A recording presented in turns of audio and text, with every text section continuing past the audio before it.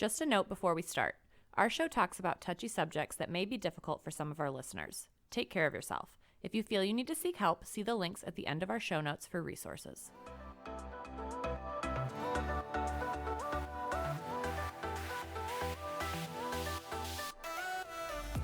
Hey y'all, and welcome to Touchy Subjects Podcast, the podcast that aims to break the silence that tends to come with conversations around domestic and sexual violence. I'm Sean. And I'm Amanda. And today we're going to be discussing gender roles in polarity with our special guest, Chloe Mascord. So thank you for joining us today, Chloe. Thank you so much for having me. I'm really excited to be a part of this chat. Oh, this is going to be such a fun chat. I love talking about gender roles, and very sorry for making you wake up super early to join us today, seeing as you are on the other side of the world. But it's all good. I'm really happy to be up nice and early. I'm going to be super productive today, so thank you. Glad we could help with that. I'm not a morning person, so I'm glad you'll be productive after getting up early. But before we jump into today's episode, Chloe, would you like to quickly introduce yourself to our audience? Absolutely. So I am an intimacy and sex coach, and I help predominantly women, but also couples who are quite time poor, reignite the spark in their long-term relationships. And that can be done in a multitude of different ways. But we often focus on how we can come back to ourselves and create connection with ourselves so that we can have a beautiful relationship with our partners too. Yeah, I'm very excited to have you on the show, not only because of the work that you do, but because I think this discussion specifically is going to tie in really well with some of the other episodes that are actually coming out this season of our podcast. And when we have you back on again, spoiler alert for everyone, back on again next season, it's just going to be a super fun time to have these conversations with you. And we know that when it comes to relationships, not all two relationships are ever going to look the same. But we do run into some similar issues sometimes, especially when it comes to those who are very rigid in their beliefs on the roles of each person in that relationship. So when it comes to discussing those gender roles, it can often be really difficult because people are like, nope, this is just the way it is. This is how it's always been. So we're not going to change that. But I don't know if, Chloe, if you want to go into a little bit on kind of what gender roles are the primary ones that you often run into and how those gender roles may end up causing some issues. Yeah, absolutely. So the way I look at gender roles is like these traditional scripts that were written a long time ago where men were kind of cast as these heroic breadwinners and women as the nurturing caretakers. And what happens when life doesn't fit into this narrative? Like, for instance, let's say that there's a creative writer, Jade, who stays at home with the kids while Emma, a tech executive, handles the finances. Research such as from a particular research centre that I've done some research with suggests that when couples choose these roles based on their strengths rather than the societal expectations, they experience a higher level of relationship satisfaction. And I think, we're looking back at what previously used to be the case and how these traditional roles played out in our day-to-day lives. However, what would happen with that is if there isn't satisfaction in those roles, that could often extend into their intimacy and sex lives as well. And I think when individuals feel validated and fulfilled in their roles, it can really enhance our sexual desire and intimacy, making their relationships more gratifying and the ability to be more explorative in their relationships as well. Yeah, and when we're talking about gender roles, I also want to preface this discussion too today for our listeners that if, like you were talking about, Chloe, if the roles that you're in are fulfilling to you, then that's great.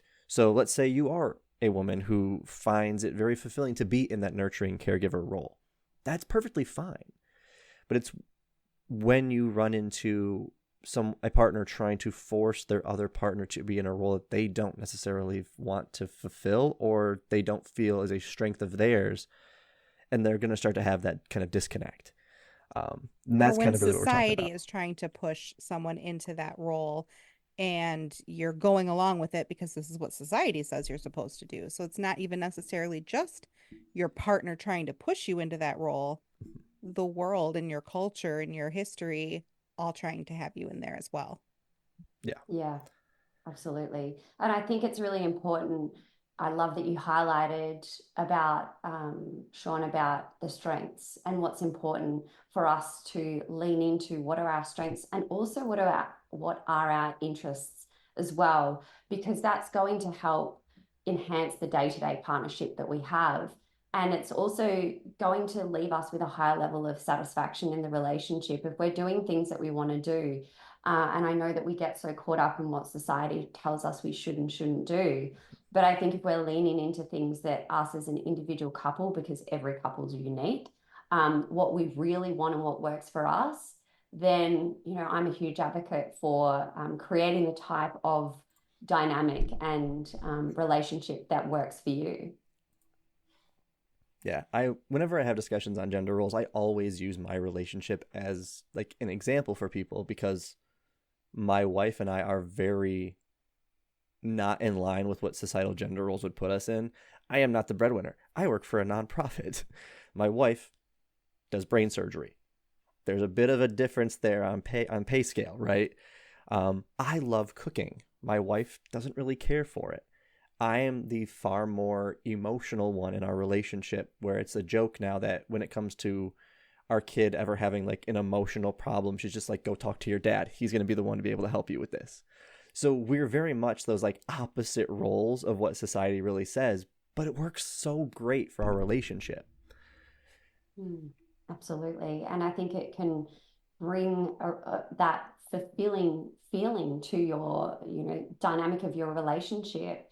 And that's the thing, we're not all the same. And I think what I love is that we're giving permission for things to start to change in a way that isn't traditional, that is suitable to our lives as it grows, and we become more modernized every day. What worked 5 years ago doesn't necessarily work today for dynamics, and I think we're being a lot more inclusive of different gender roles, which I think is super important too. Yeah, and especially when we're talking about men and the way that they have been raised. So, like, when you got like Gen X or like millennials, like we were raised by parents who still really kind of stuck with those stricter gender roles. And so that's just kind of ingrained into them, right? Like those men especially think that they're supposed to be the breadwinner. They're supposed to not show the emotions, and it's a disservice to them, which we talk about all the time.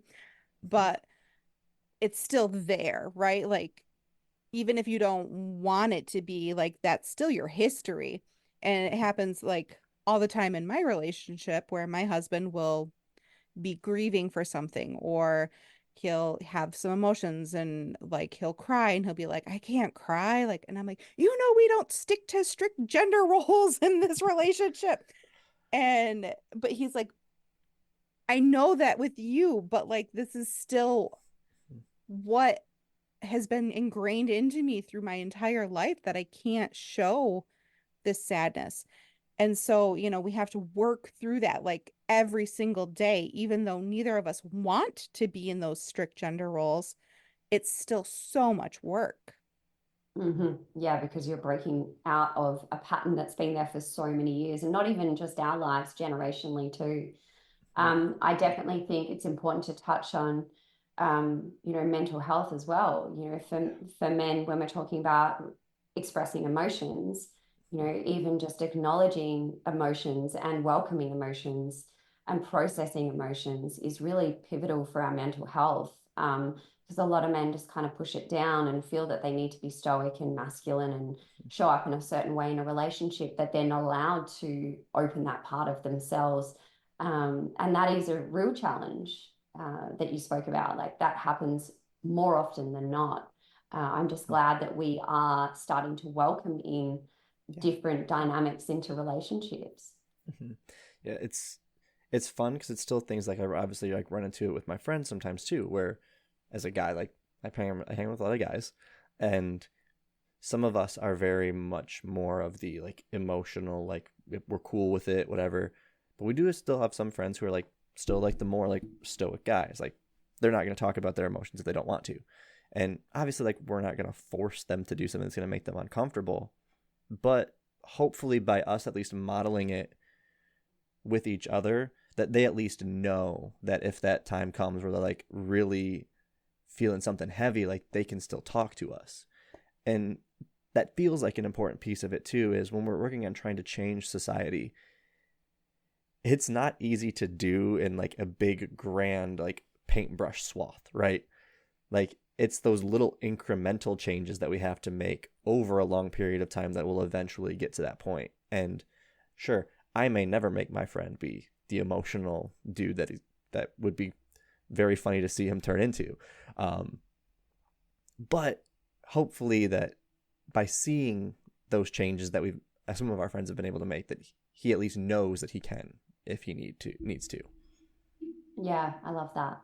I think it's also really, I was just thinking, when we're talking about gender roles, you're talking about how the dynamic plays out with friends, right? And I think when we're talking about dynamics with friends, dynamics with business, if, people own businesses or in career even, and then the dynamic in the relationship at home. Yeah. I know for me personally, I've been in relationships before where the gender role or the energy in which my partner's showing up with in work is actually not the same as they are at home. So for example, that gender role at work might be that quite stoic, leader, masculine, and then at home, it's actually not the case.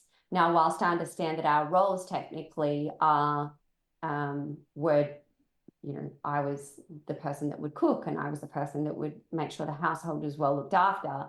I'm talking more about the energy that person would come with, which is quite emotional and quite soft and quite warm and probably not leading at home. So even though I might have been playing the role of, the household manager, I was also playing the role of the leader at home. Mm-hmm. So I think it's important that things aren't black and white, that we also consider that even if somebody might be showing up in a particular way at work, it might not be the same at home. Well, and Amanda, it's also kind of like what you were talking about too with your partner, where he tells himself like, yeah, I can't cry, but he knows that around you that is okay. When in our relationships, we know what's going to be acceptable for our partners and stuff. We know what'll be okay, it's not okay. But from that societal standpoint, is being your partner at work, where he's very stoic, very quote unquote masculine. But when he comes home, that almost like that facade or that mask is able to come off. And it's really kind of interesting to see how somebody who may want to be that more emotional, like softer person doesn't feel comfortable doing that in everyday life because they know what the expectation is being placed upon them. Right. Yeah. Especially if they're talking about like if you work in a field that is more traditionally masculine, if you're working in construction, if you're working in, plumbing and like whatever, like that's a man who's generally surrounded by 100 other men 8 hours, 10 hours a day. And, you have to kind of fit in with your group, right? Like you're not going to go into work and be like, I'm this very emotional person and I'm going to cry when all these other guys are like, you can't cry.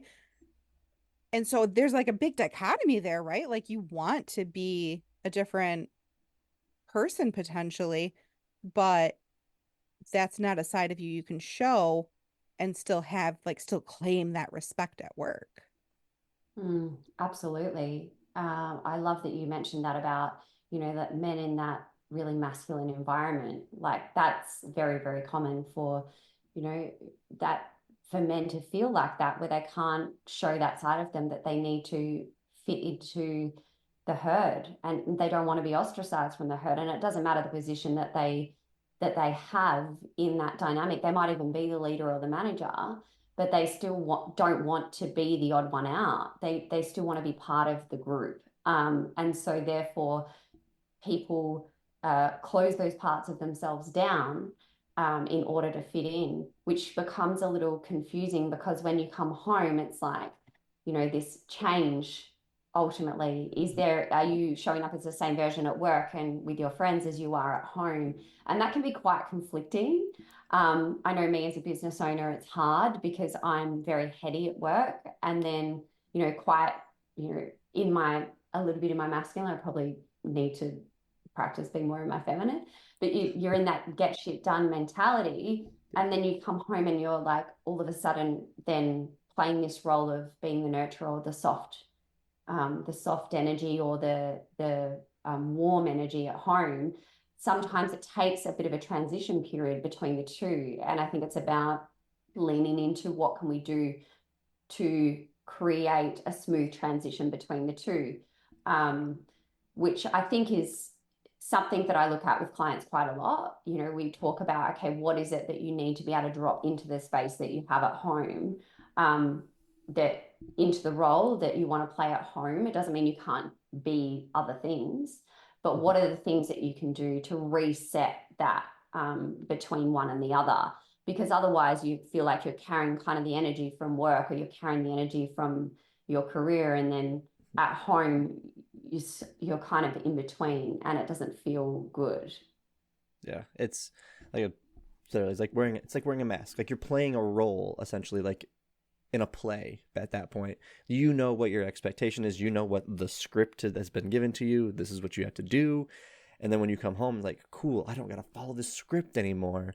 But even as a really dumb analogy and example, as someone who worked as a mascot, I still have the mannerisms of those characters. So my wife will like be like, stop, you're walking like a bird right now. And like I have to like stop my mannerisms as I'm walking, because it's a role that I was used to playing for so long. Sometimes they slip in, especially if I was doing something right after I got out of work, because my head was in that space of I have to be this character. And unless I'm like focusing on that decompressing and like getting out of that mindset, like it's easy to slip into it. So it's a dumb example because I was a mascot, but that's kind of what you're getting at. You've given us a visual. So I think it's a great. perfect example, right? Like Exactly. it's like you said, it's a visual. Like I can actually see you doing your little mascot work and then coming home and like still just kind of like waddling through. Well, Jordan just having to be like, stop it. the real problem actually stems from that I already talked a lot with my hands. And then as a mascot, because you can't talk, it's all mannerism based. I talk so much more with my hands now, and it's a real problem. I love that. Hey, I actually have an example this morning. So, with my partner, he's in the trade industry, which is interesting. You raised that, Amanda. And we had a little bit of tension before we went to bed last night, and we didn't resolve it, which was never great. And so this morning we woke up, and we he came in to have a bit of a chat and, you know, smooth things over and make sure that we have a good day, right? But he was already in work mode because he's got a super busy day today and he's got to get shit done, right? So even though his words were, I want to connect with you, I want to resolve this, his energy was quite direct, you know, not aggressive, but like very much how he would show up at work, because he had already put that mask on. He had already started to get into that space. And I think what could be a good takeaway for the listeners is, whilst I understand that we're thinking about things that are happening in the future, the best thing we can do is try to be super present in the moment and not be forward thinking about what's happening in 5 minutes, 10 minutes, half an hour, a day, and just be super present in the moment and just harness that energy and that role that we're playing in that moment, trying not to think of where we need to be, because that can disrupt the energy in that moment, and it can disrupt the connection between two people as well. Yeah. But I think also on the flip side of that, like, let's also try and remember that maybe this isn't the best time to have this conversation, right? Correct. Like if you're talking to an MMA fighter, like they got to pump themselves up before they go into that ring. It's Uh, probably not the best time, half an hour before they have a fight to start talking about their emotions and like getting them into a soft feeling. So both sides of that, like know when the best time to have this conversation is, and also like make sure you have it in a time where you can be fully present. Yeah, agreed. Absolutely. I love that you mentioned the MMA fighting.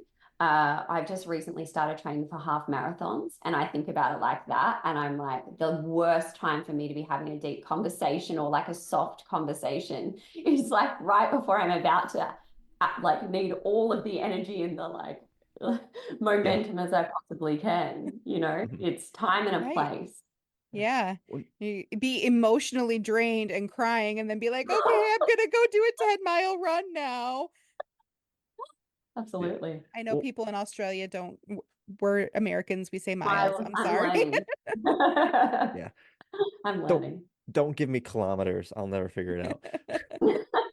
Um, but what I've enjoyed about this conversation so far is it's often when the discussion around gender roles comes up, it focuses primarily on the roles that somebody has, and it often gets designated specifically to their relationship.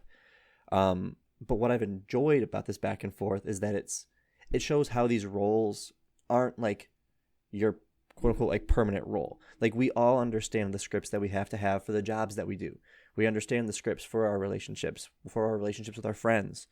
And it's it's really interesting to hear how even if somebody does fill like their stereotypical role in the relationship, they're often playing other roles as well, or using some of those gender roles that they might not exhibit in that relationship in their work or with their friends. And so it's a fun thing to keep in mind when you're going through your day-to-day life. Is like, what role am I exhibiting versus what role do I want to exhibit? And that changes. And that changes as we evolve. Like at this point, and I'm going to use my situation as an example, my partner in construction is in a leadership role. And I'm, doing my own business. But at some point, what it might look like when we have kids is, I had this conversation with him not too long ago. Would you ever consider being stay-at-home dad? And he's like, yeah, I would consider it. And we agree now is just not the right time. But as we grow and as we evolve, that it's okay for our desires, our needs, our wants, what serves the relationship to be fluid and to evolve as we grow as well. It's the primary joke that my wife and I have had prior to her getting pregnant was like, "Oh yeah, I'll be a stay-at-home dad. No big deal. That sounds like the dream. I would love it." Um, as it's like become a reality, I'm like, I think I actually kind of want to work and not just Like take care of more the than a kid. full-time job, it's a 24/7 job. Yeah. Well, and obviously neither one of us will be a stay-at-home parent. Neither one of us want that for ourselves. Both of us enjoy the work that we do, so I would never make one of the other quit their jobs to be a stay-at-home parent. But it was always like a thought. I'm like, I could do it. I would be bored. I would lose my, not bored in the sense that I wouldn't have anything to do because it's a baby and you're going to have a ton to do. I need to talk to people, and a baby is not going to be able to communicate back to me, and I would go insane. You could harness your mascot days. Just be a mascot for the whole Oh, day and I'm perform. ready for it. I've got it. It's gonna be great. As long as my kid isn't afraid of mascots, like his mother. But also, what I want to point out a bit too is a lot of the discussion that we've had so far has been focused primarily on the roles that men often fulfill, um, which also tends to be how gender role conversations often play out because when we think of it, we're like, yeah, women, nurturing, caring, like, yep, that's it, cool, next thing. But it's something that we see often play out, and especially seen play out in the Olympics, where you have female athletes who often present as more masculine than your day-to-day woman because they're Olympic level athletes. So we see the roles that we're often placing on women is where they have to appear more feminine, and the gender roles around them tend to focus more on physical appearance, which is something we also teach women to focus on primarily anyway. So I don't know if that's something that you've run into quite a bit, Chloe, in the work that you do, on where women feel that societal pressure to not only fit that nurturing and caring role, but where they are constantly feeling that pressure of, I need to make myself appear to be more feminine, even if I want to appear more masculine or muscular. Yeah, that's so interesting that you raise that.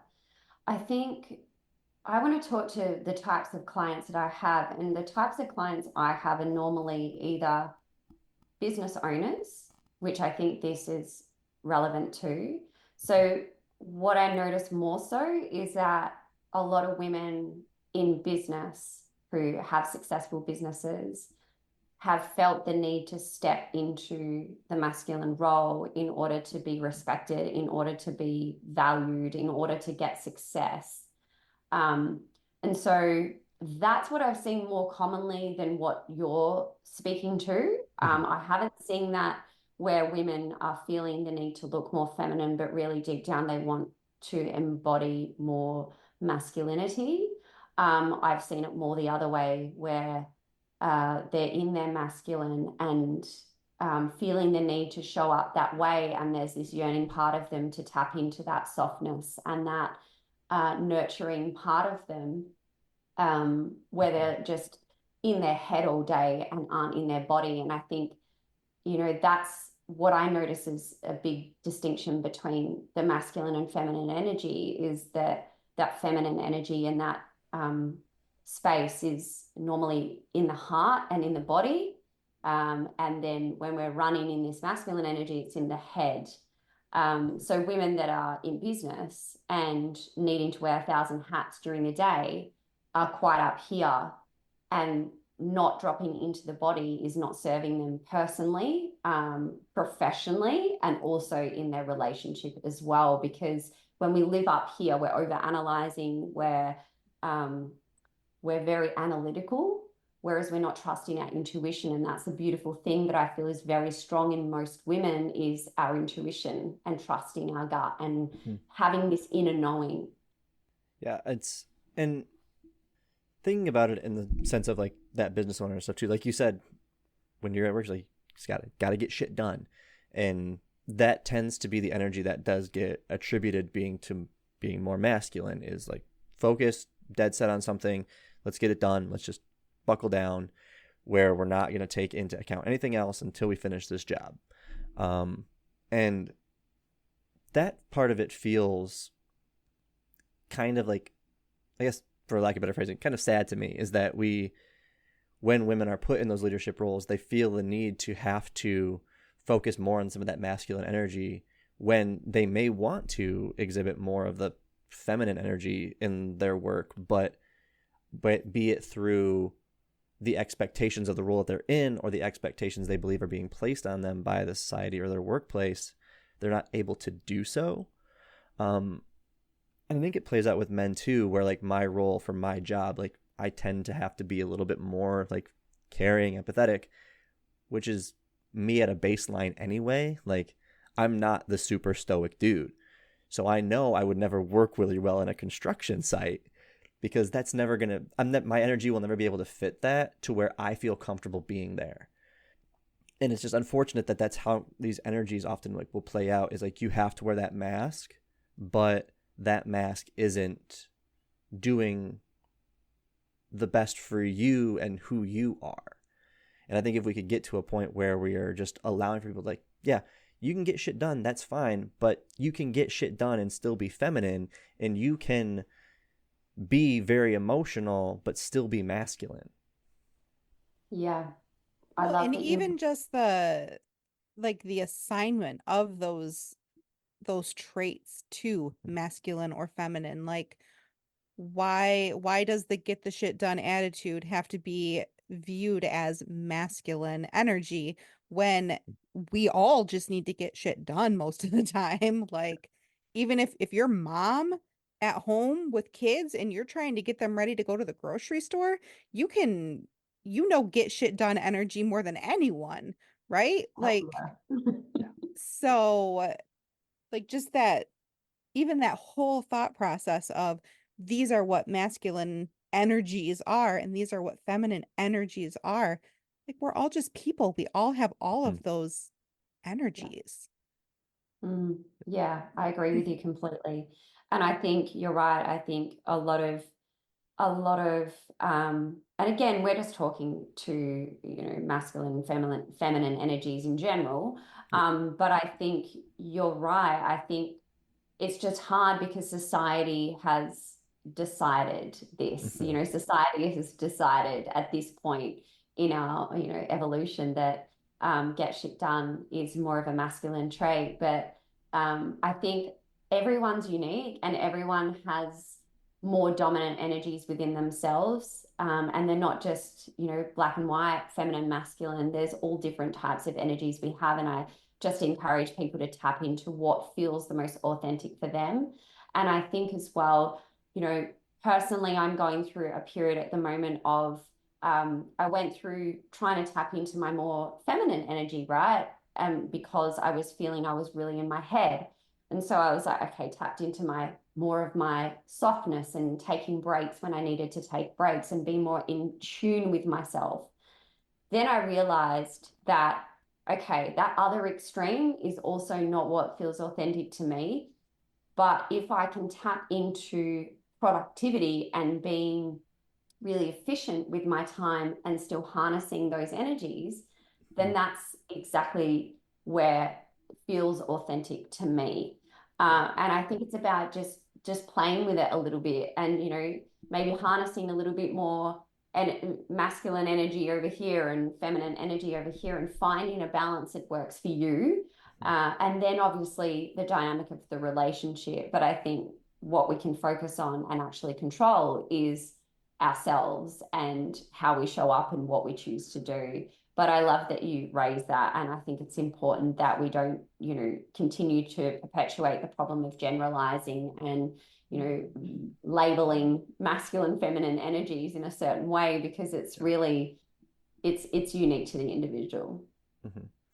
Well, it's like, it's just unfortunate too. Like, in a little while, I have to go play volleyball for our league, and thinking about it, like, oh yeah, going to play a sport, going to be athletic, got to do things. I'm like, that's masculine energy, but like, why is that masculine energy?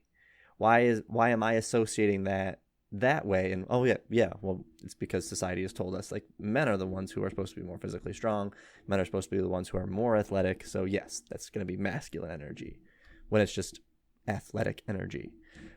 Yeah. But a lot of this conversation does start to kind of feel like a really good segue, Chloe, to kind of talk about the idea of polarity, because we keep bringing up these different energies and how they might be able to interact or work with each other. So I didn't know if you want to describe that a little bit for our audience. Yeah, so a polarity in relationships is kind of like that magnetic dance between two opposite poles. It's an electric spark that happens in the middle when the contrasting energies meet. And I think it just creates such a irresistible attraction because of the distance and the difference between the two poles. So I feel like it's this dance between the sun and the moon, where each brings its own unique light to the sky. And that blend of one and the other. And I think it's about the harmony and tension between the different qualities that keeps that relationship dynamic alive. Yeah. So it's like when we're thinking about these gender roles that we've been discussing today, you need someone in the relationship who's going to be like, let's get shit done. But you also need someone who might be a little bit more nurturing or understanding. Example, my wife is the one who is the get shit done person. I am far too lackadaisical and go with the flow to be like, all right, let's do this, let's go. I'm cool with whatever. So knowing that, my wife is the one whose energy is the one that will be, let's do this. And I'm like, all right, cool. How can I assist? Put me in that support role. I will do that. We will get this done, and I will do whatever I can to help you, but you're going to be the driving force here. Yeah, absolutely. I think, and that's the thing, if we open it up to be fluid as well, for that to change in different areas as well. It might be, we might be talking about finance. That doesn't mean you're going to be playing that particular role in finance or whatever. And there could be some times where there's things that you meet on. But I think overall, when we're talking about polarity, it's that difference between two people. If two people came together and they were like, you know, exact replicas of each other, and there was no value that was being brought from somebody else that you didn't already possess, it's not creating that excitement or tension or attraction, because you're basically looking at yourself in the mirror and going, I'm the same as that person. There's nothing about that person that can help me stretch or grow or expand, or nothing I can bring to the dynamic of the relationship. And that's even though it can be uncomfortable at times when you've got quite a difference of opinion or a difference of approach, what it teaches us as human beings is, okay, what do I need to do? How can I show up in this dynamic that's going to help me understand it, to grow, to evolve? Because that's what we want to do as human beings instinctually. We really want to change. We want to be the best version of ourselves. And if we're met with somebody that's mirroring us, it's not interesting. It's not intriguing. Yeah.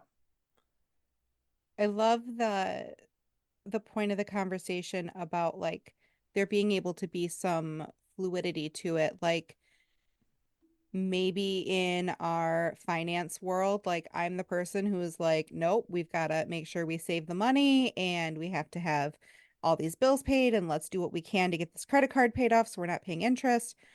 And then, you know, your parenting role might be different, or then your vacation planning mode might be different, or whatever. Like there's so many different parts of a relationship where someone can take the lead, someone can take the back seat, and not everything always has to fall all on one person, because I think that's something that happens far too often, is that one person feels like they have to be in charge of everything. And if they don't do it, it's never going to get done. And I think that can burn someone out and cause just as much stress in a relationship if we're not playing into each other's strengths. Yeah. Yeah, I will say that it's always around food that I'm more so like the let's do this and let's get this done, because my wife's focus is doing anything else but eating. I'm like, no, food, we got to do it. Sit down, eat this food. Stop focusing on other things right now. Um, but also like you were talking about, Amanda, not even having it be like for specific things like, oh yeah, you're better at vacation planning, so you do that, or you're better at managing a calendar, so you manage our calendar. It could simply be, you manage this vacation, I'll do the next one. Or I want to plan this one to have something nice for you, so you don't have to worry about planning it. So those roles can be fluid even in kind of like that same space as well. I just wanted to share something with you both on this topic. So I'm not sure if you've heard of the book or the card deck called Fair Play. Have you heard of it? No. Okay, so basically, I haven't read the book, but I've got the card deck, and I'll just show you. I was looking around for it before. So these cards here, basically there's a whole deck of cards, and they're all tasks that are related to a household, basically, with kids, without kids, whatever, everything. From laundry to dry cleaning to gift giving to Christmas decorations to everything. Basically, every single card represents a role or a duty in the household. And so I bought it and I wanted to trial it and see how it impacted dynamics of a relationship, so that there isn't this constant, like you said, Amanda, feeling like you're carrying the load and the other person doesn't even realize that you're carrying the load, right? Because I think that's where it can create some tension in relationships. So what I did with my partner before we moved in was we pulled out the necessary cards related to our situation. And what you're supposed to do with each card is basically you choose to take radical ownership of that particular duty, right? So as much as, I hear what you're saying and the fluidity, you can change whose role it is. But essentially what you're doing is you're saying, I'm taking this card and I'm taking full ownership of this particular role in the household. And what that does is there's no questions asked, right? You initially have the conversation, you ask the questions, and then once you've done that and taken ownership, it then becomes your role. And then there's no need for confusion, conversations, or whatever afterwards. And then you reevaluate, which I love because I took way too much ownership. I was like, yeah, I'll take all the cooking, I'll take the laundry, and realizing very quickly how much time these things take up. Mm-hmm. So that's a really cool thing that I can send you the link to, and you maybe share it with our listeners. I think that creates a lot less tension in the household, and any less tension we can have in the household is better. But that's something I've found that can really work. Oh, I could also see this. Love that. Yeah, I love it. I can also see it like being like a fun game too, where like you just take the deck, you just shuffle it up, and like for the week, this is what you get. And I know that it's not going to work obviously like with every relationship, but like I would love to just see me get laundry and be like, like a lucky dip. So you're not even taking ownership. You're just like, whatever I get, I get. Yeah. But it's like, I'll do it. Because like that'd be the game. I like gotta do it. But like, I hate laundry. I hate it. And my wife also hates when I do it because I do it the way I used to do it, which is just all of it at once. So nothing gets split up. Yeah, no, you're doing whites and blacks and colors all together. That's not right. Yeah.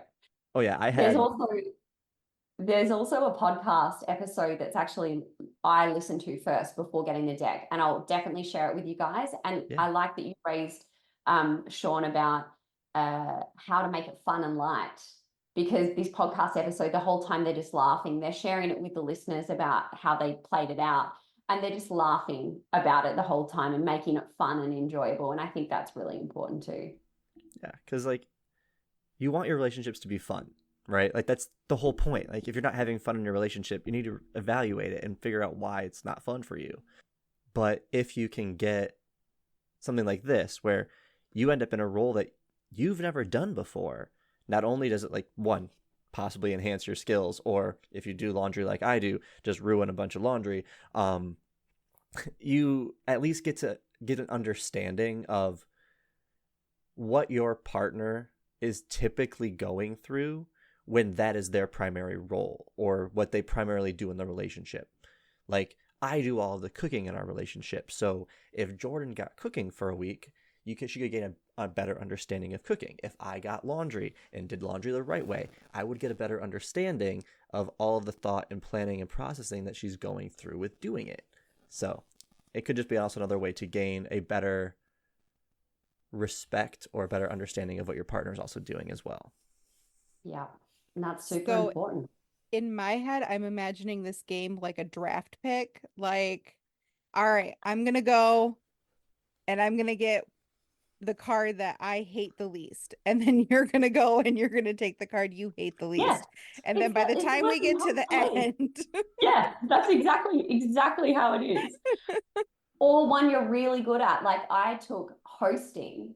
I used to be a flight attendant and work on super yachts for like 10 years. So I can do hosting with my eyes closed. So it's like hosting guests when they come over. Great, I'll take that. That's easy. You know, you're essentially looking for the ones that you're like, yes, mine. The least load. Or like Christmas decorations. I love Christmas. I'm like, yes, I'd take it. Cutting grass, it's mine. Yeah. But you've got to play it out in a way that's like, oh, okay, I'll take it. Darn. I guess I'll surround myself with Christmas wonder. Decorating for Halloween, I guess I can do it. Oh, so good. So what I also like really enjoy about those cards specifically, and like I said, there will be show notes to these cards that we're talking about as well for listeners if they want to check them out as well. But it's relating it back to the idea of polarity, where you're looking for energies that are going to not be the same as yours, but like work with yours. Like obviously like two separate things. Like the idea like opposites attract, and obviously not opposites attract where it's like you have very different like belief systems. Like that's probably not going to work. But it's in the sense of your energies need to find someone energies that you mesh with. And these cards, if you've never been in a relationship or a long-term relationship or aren't quite sure what roles you would enjoy the most, this gives you an opportunity to practice that. This gives you an opportunity to see, well, what energy am I bringing? What energy is my partner bringing? And how is that going to then work together when we are assigned specific roles? And I think it's just kind of cool. If I ever know anybody that's like, oh, I think I'm going to move in with this person again in my life, I'm going to be like, hey, I got something that you need to do before you move in together, because if you can't disperse those cards, you probably shouldn't move in together. 100%. And I did exactly that before we moved in together, but also my partner hadn't had a long-term serious relationship.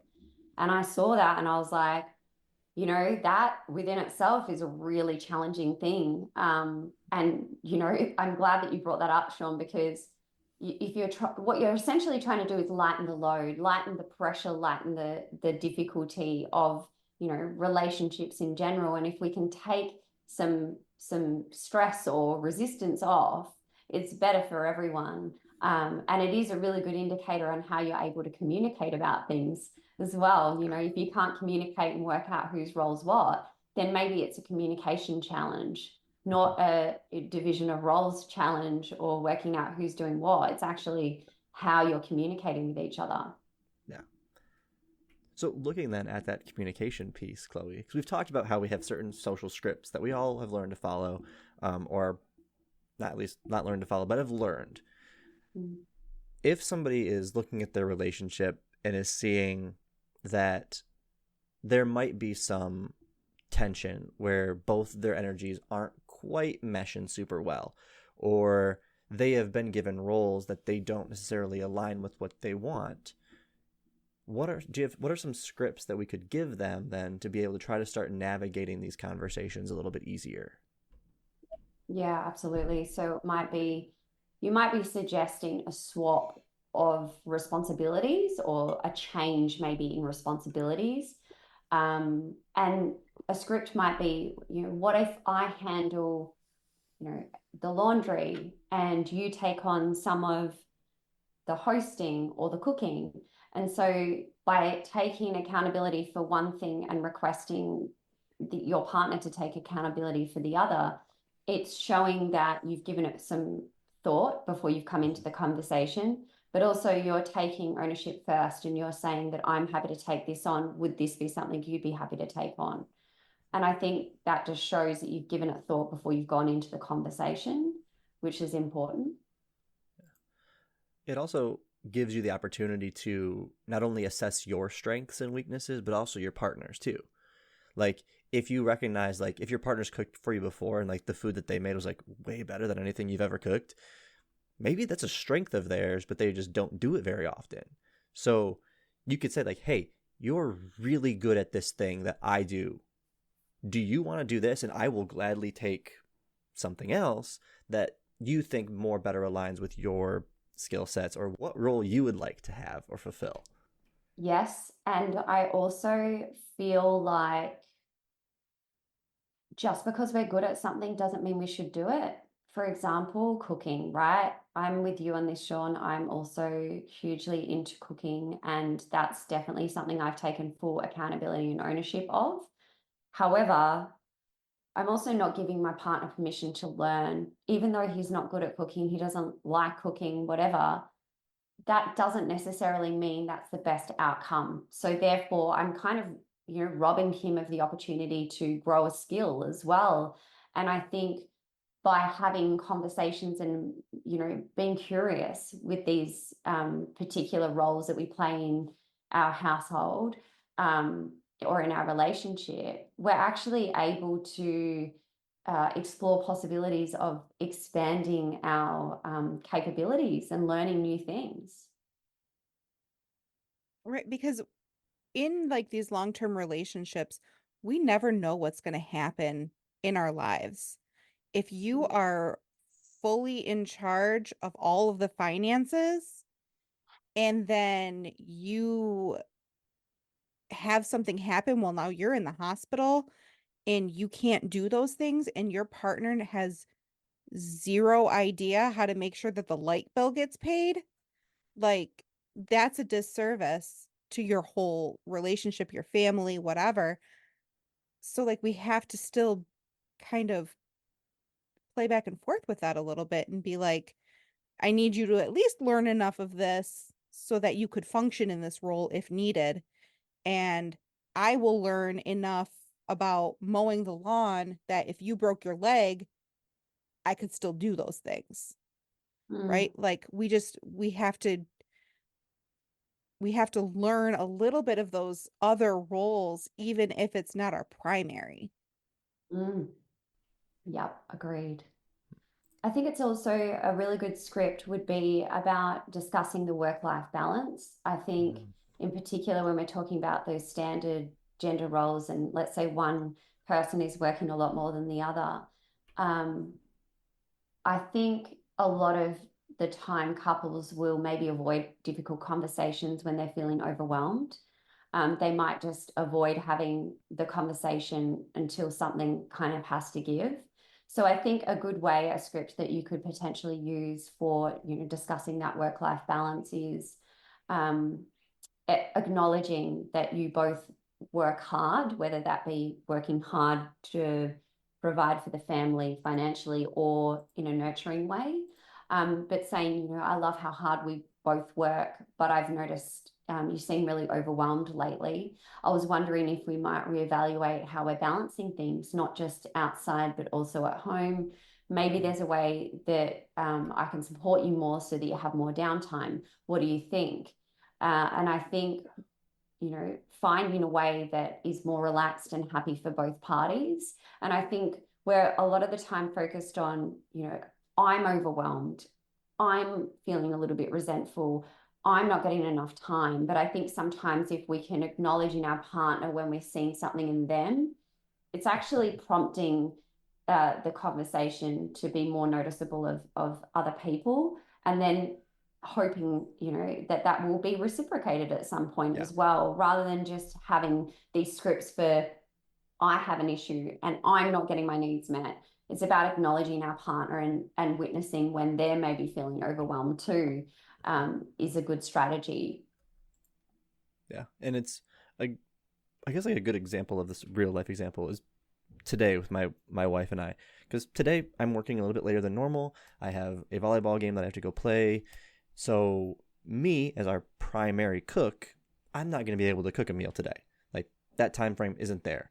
My wife works a very busy schedule at her work as well. So knowing that, when we planned out our week for food, we planned today be something that's very quick, very easy, that she can make while I work. So then we can eat really quick and then we can go to volleyball. We've figured out, like, even though I'm the primary cook, I know she is fully capable of being able to manage in the kitchen, even if she doesn't know where I put everything. She's able to fulfill that role when it needs to be filled. I am fully capable of doing laundry the correct way when I need to fill that role. So it's like you're saying, Chloe, is like understanding what your partner is currently has going on to figure out how can I better assist my partner in this moment, and hope that when you are then the one who is busy and struggling, your partner will be able to reciprocate that. Yeah, absolutely. Yeah. And There's the saying about, relationships needing to be like 50-50, like, but there are almost no times in our lives where relationships are actually 50-50, right? Mm-hmm. Maybe today I'm at 80 and you're at 20, and maybe tomorrow I'm going to be at 10 and I'm going to need you to pull a 90. Like, we need to be able to just kind of do those things with each other, for each other, give that support and fill in those roles where needed. yes, Amanda, I love that. And I think a really beautiful thing to potentially try as well is verbalizing what percentage you're at.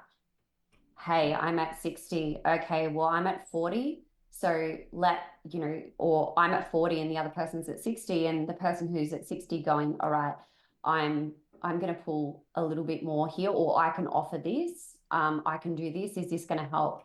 But I think if we start to be able to self-identify where we're at, because I think a lot of people don't even do that. They don't even know what percentage they're at until they get to a difficult situation. Then they realize, holy shit, I'm only at a 10. So if we can start to really acknowledge within ourselves what percentage we're actually running at, and then once we learn within ourselves, we can then communicate that with our partner and they can do the same. It's a really powerful way to have respect for each other and also for the relationship as well. Well, and also would give you the opportunity to maybe understand that your partner is going through stuff that you didn't recognize either. Because if I'm talking to my partner and she's like, well, I'm at a 70 right now, dude. Like, what's going on? I'm like, you're at a 70? I thought I was at a 70. So that means we have either there's some disconnect in the relationship itself, or we have things that we're going through at work, in our other relationships with friends, with family, that we're not verbalizing to our partners. And that opens that door then to be able to have that conversation. Oh, maybe I do need to communicate a little bit more with my partner so that we aren't becoming resentful of our partners when it's like, well, I'm putting in all this work and I'm not seeing them do all this, so I don't know what's going on. If we can just communicate that with our partners, it can make it a little bit easier. Yeah, I think a great script for that is, can we chat about something? I've realized that sometimes I might be holding back on my feelings or my thoughts because I feel like I need to be the strong one, if you're playing that role in the relationship. But I read something about how sharing more openly can actually strengthen our relationship. And I'd love for us both to feel free to express any emotions we're experiencing. What do you think? Even just starting with that and just seeing if you can open the conversation to high levels of communication. Because I think a lot of what we think we're saying, we're not. We're just ruminating up here and then expecting the other person to just know. Yeah. Absolutely.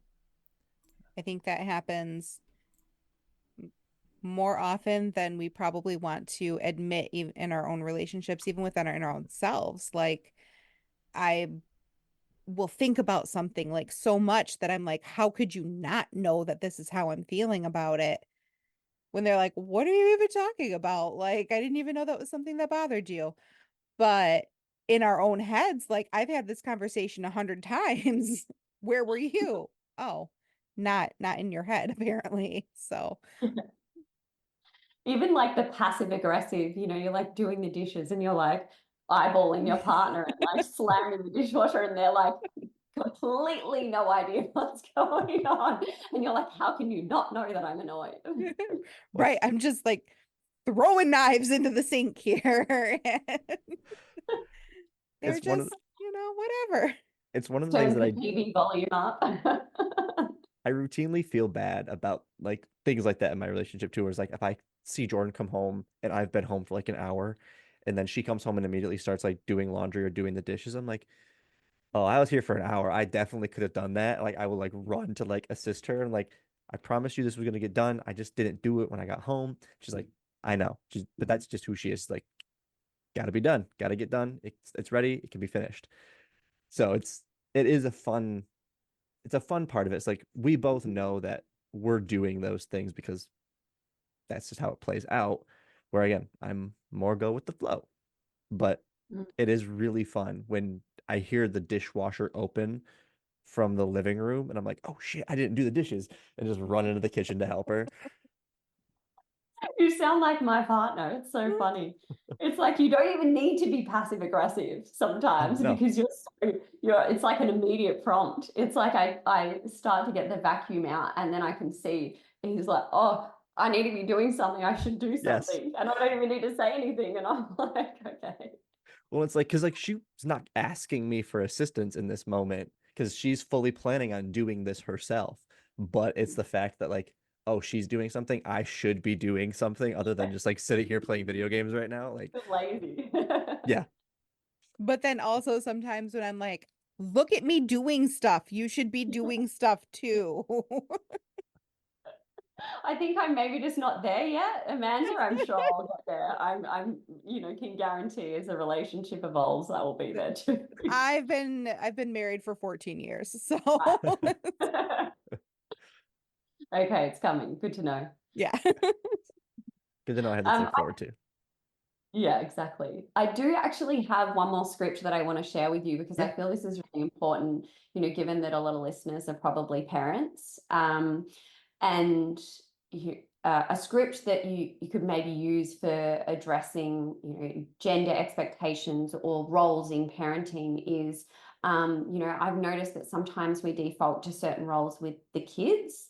Like maybe I end up doing more of the disciplining and you do more of the comforting. And I think we're both great at either role. How do you feel about mixing it up a bit? Maybe it would be good for the kids to see us both in the different roles. And I know I'd appreciate experiencing both sides, because I think this is something that comes up quite often, is there's like the good guy and the bad guy, and that can breed a lot of resentment and tension in the relationship if we're not addressing it.